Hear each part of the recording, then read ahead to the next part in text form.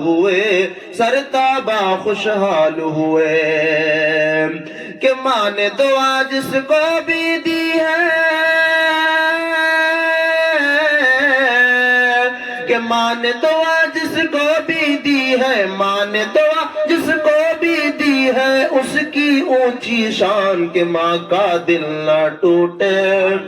کبھی تیری ماں نہ روٹھے کہ ماں کا ساتھ نہ چھوٹے کبھی تیری ماں نہ روٹھے کہ ماں کا دل نہ ٹوٹے کبھی تیری ماں نہ روٹھے سبحان اللہ سبحان اللہ اور ماں کے دودھ کا قرض چکانا تیرے بس کی بات نہیں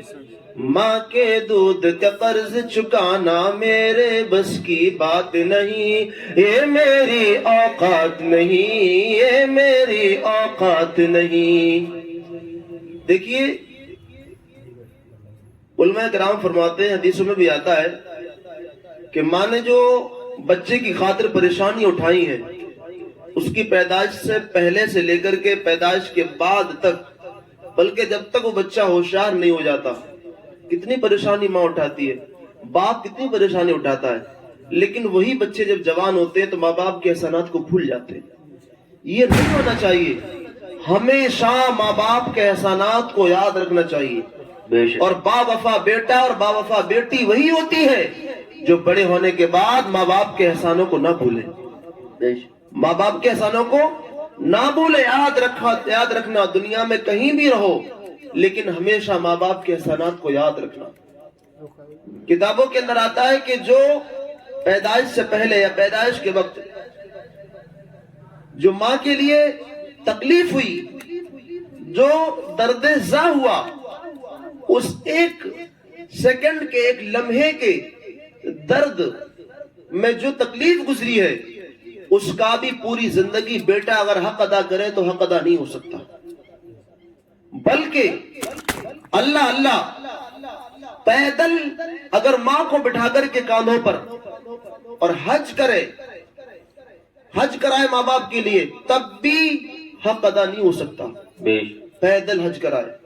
کتنی بڑی شان ہے ماں باپ کی آج کے نوجوان ماں باپ کو بھول گئے ماں باپ کی عزت تعظیم بھول گئے باپ سے اونچی آواز میں بات کرتے ہیں ماں سے اونچی آواز میں بات کرتے ہیں یہ ہمارے اسلام کا طریقہ نہیں ہے ہمارا اسلام تو یہ سکھاتا ہے کہ ماں باپ کے سامنے کوئی ایسی بات نہ کہی جائے جس سے ماں باپ کے دل کو ناگوار گزرے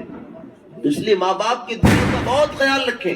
جو ہمارے نوجوان بھائی بیٹھے ہوئے وہ اپنے دوستوں کا کتنا خیال رکھتے ہیں دوستوں کے سامنے کوئی ایسی بات نہ کریں نہیں کرتے ہیں جس سے کہ دوست ناراض ہو جائیں ہوتا نہیں ہوتا ایسا دوستوں کے دل کو خیال کرتے ہیں ہم لیکن ماں باپ کے دل کا خیال نہیں کرتے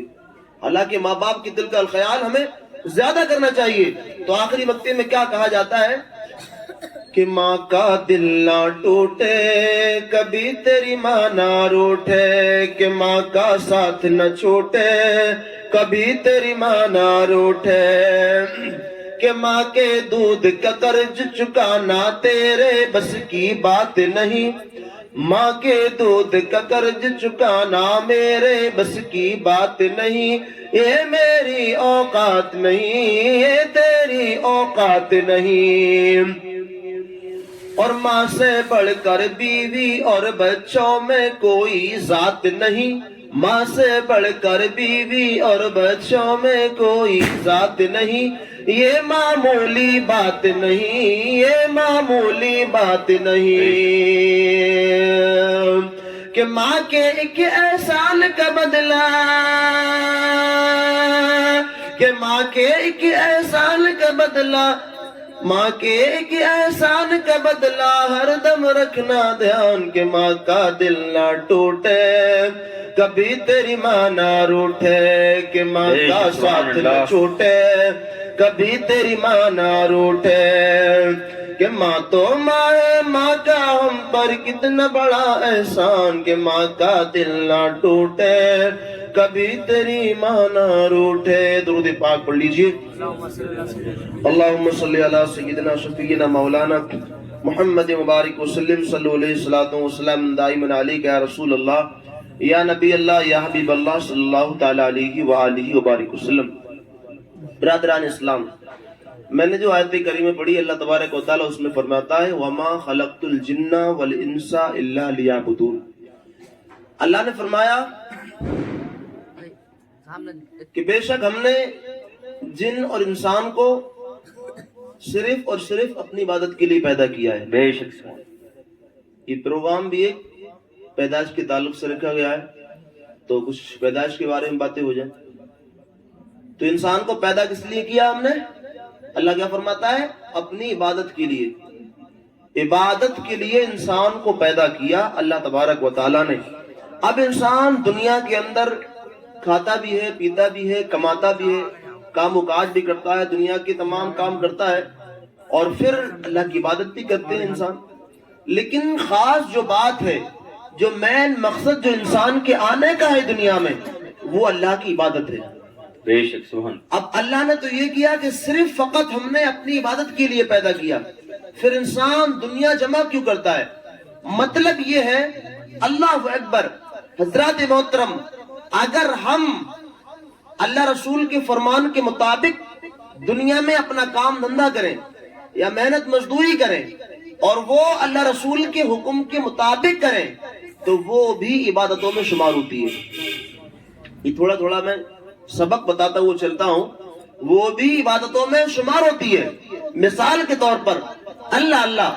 دیکھیے، مال کمانے کے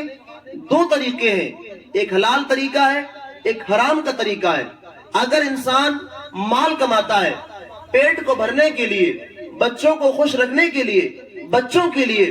اللہ اگر وہ حرام طریقے سے مال کماتا ہے، چوری سے مال کماتا ہے، سٹے سے مال کماتا ہے، جوئے سے مال کماتا ہے اور بھی جھوٹ بول کر مال کماتا ہے، تو پھر وہ ناجائز اور گناہ کا کام کر رہا ہے. اس کے کام سے اللہ بھی ناراض ہوگا اور اللہ کے پیارے محبوب علیہ السلام بھی ناراض ہوں گے. اللہ اور میدان محشر میں اس کو بڑی بھیانک سزا ملنے والی بھی ہے. اس کے لیے بڑی وعیدیں آئی ہیں. ایک طریقہ یہ ہو گیا. دوسرا طریقہ اللہ اکبر مال کمانے کا یہ ہے کہ انسان سچی نیت سے، اچھی نیت سے، سچ بول کر کے محنت مزدوری کرتا ہے یا کوئی بھی کام کرتا ہے اور اپنے بچوں کو وہ محنت کی کمائی لا کر کے کھلاتا ہے، خود بھی کھاتا ہے. تو اس کے لیے بتایا جاتا ہے کہ اس کی یہ کام کرنا، اس کا یہ محنت کرنا، اس کے یہ محنت مزدوری کر کے پیسہ کما کر کے خود بھی کھانا، بچوں کو کھلانا، یہ نفلی نماز سے بہتر ہے، نفلی عبادت سے بہتر ہے یہ. تو اس کا یہ کام کرنا، محنت سے اللہ کی رضا کے مطابق اپنی محنت مزدوری کرنا، یہ بھی اس کا لمحہ لمحہ اللہ کی عبادت میں شمار کیا جائے گا. اللہ کی عبادت میں شمار. اگر ہم چاہیں تو اللہ کے فضل سے اپنا ہر لمحہ اللہ کی عبادت میں شمار کیا جا سکتا ہے. اگر کوئی انسان اللہ اکبر دن میں اس لیے سوتا ہے 1-2 گھنٹے کہ رات کو میں اللہ کی عبادت کرنے میں مجھے آسانی ہوگی، اور دن میں سونے سے رات کو مجھے قوت ملے گی اللہ کی عبادت کرنے کے لیے، نیند نہیں آئے گی عبادت کروں گا رات کو، تو اس لیے دن میں سو لوں، تو اس کا وہ سونا بھی عبادت ہے، اس کی نیت صحیح ہے. اگر کوئی انسان اس لیے سوتا ہے یعنی رات کو ہمیں ڈی جے کی محفل میں جانا ہے اور گناہ کی محفل میں جانا ہے، گناہ کی رنگینگی میں جانا ہے، دن میں ذرا سو لو، تو اس کا سونا بھی گناہ میں لکھا جاتا ہے، کیونکہ اس کی نیت صحیح نہیں ہے. اللہ اس نے گناہ کا ارادہ کیا ہے. اللہ اکبر. حضرات محترم، تو دیکھیے آقا علیہ الصلوۃ والسلام کی پیدائش لاجواب ہے. پیارے آقا علیہ الصلوۃ والسلام کی جب پیدائش ہوئی تو آقا علیہ الصلوۃ والسلام کی پیدائش سے پہلے دنیا کا ماحول بڑا خستہ تھا اور بڑا برا ماحول تھا. دنیا کے اندر نہ تو کوئی ماں کی عزت کرتا تھا، نہ کوئی باپ کی عزت کرتا تھا، بلکہ ماں باپ کو لوگ، نوجوان اپنے ماں باپ کے لیے نوکر سمجھتے تھے. اللہ اکبر. بڑوں کی عزت نہیں تھی، عورتوں کی عزت نہیں تھی، بہنوں کی عزت نہیں تھی، بیویوں کی عزت نہیں تھی، ایک دوسرے کی کسی کی کوئی عزت کرنے والا نہیں تھا. اللہ اکبر. ایسے دور میں مکہ کے اندر وہ آمنہ کا لال در یتیم اللہ اکبر جب پیدا ہوا تو ایسا پیدا ہوا، اللہ تبارک و تعالیٰ کے وہ پیارے محبوب جب دنیا میں تشریف لائے تو ایسے تشریف لائے کہ انہوں نے اللہ اکبر پیارے آقا علیہ الصلوۃ والسلام نے دنیا کے اندر جن کی بے عزتی کی جا رہی تھی، جن کو عزت کی نگاہ سے نہیں دیکھا جا رہا تھا، پیارے آقا علیہ الصلوۃ والسلام نے حکم جاری فرما دیا کہ اب کسی ماں کے لیے ذلیل نہیں کیا جائے گا، اب کسی بیٹی کے لیے بے اللہ اکبر غلط نظر سے نہیں دیکھا جائے گا، اب کسی بہن کے لیے اللہ اکبر بوجھ نہ سمجھا جائے گا، اب کسی بیوی کے لیے پیر کی جوتی نہ سمجھا